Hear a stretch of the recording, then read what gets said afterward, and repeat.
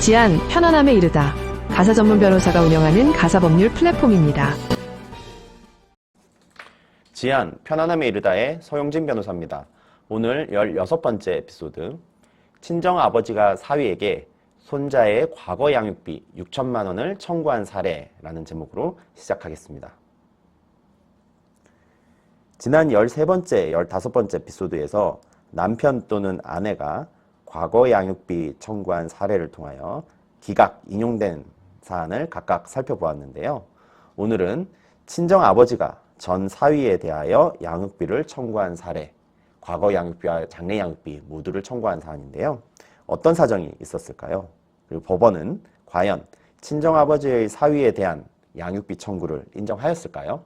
법원의 판단은 어땠을까요? 사안을 구체적으로 살펴보겠습니다. 원고는 친정아버지입니다. 이 사건 본인, 그 손자의 할아버지고요. 피고는 사위입니다. 아내는 췌장암 진단 후 수술을 하고 혼인기간 내내 고부 갈등으로 남편과의 관계가 악화된 상황이었는데 남편이 시부모 집으로 들어가면서 별거에 이르렀고요. 아내에게 이혼 요구를 하기에 이릅니다. 남편과 아내는 협의 이혼이 불성립되고 이후 아내는 아들을 혼자 양육을 하면서 이혼 소송을 제기를 했어요. 그런데 이혼 소송 중에 췌장암으로 인해서 사망했고요. 이로 인해서 소송은 종료되었고 이후 친정아버지가 그 손자를 양육을 합니다. 이후에 친정아버지는 전 사위를 상대로 미성년 후견 및 친권 상실 심판 청구를 했고 법원은 친정아버지의 청구를 받아들였습니다. 그래서 그 이후에 친정아버지가 이 손자의 미성년 후견인 그리고 친권자로 등재가 되었죠. 자, 이후에 남편은 아내 사망 이후에 양육비를 전혀 지급하지 않고 있는 상황에서 친정아버지가 양육자로서 나는 딸의 사망 후 현재까지 손자를 직접 양육하였는데 사위놈이 양육비를 자기 아들 양육비를 전혀 지급하지 않고 있다. 그러니 매월 200만 원씩 지난 30개월 분의 과거 양육비 6천만 원을 지급하고 장래 양육비 손자가 성년에 이를 때까지 매월 200만 원씩 지급하라라는 청구를 하게 됩니다. 자, 이에 대해서 법원은 신청인 청구 인용 결정을 했습니다. 과거 양육비로는 5천만 원 지급하고 장래 양육비로는 성년에 이를 때까지 매월 150만 원씩 지급하라라는 판결을 내립니다. 자, 그 판단 이유는 무엇일까요?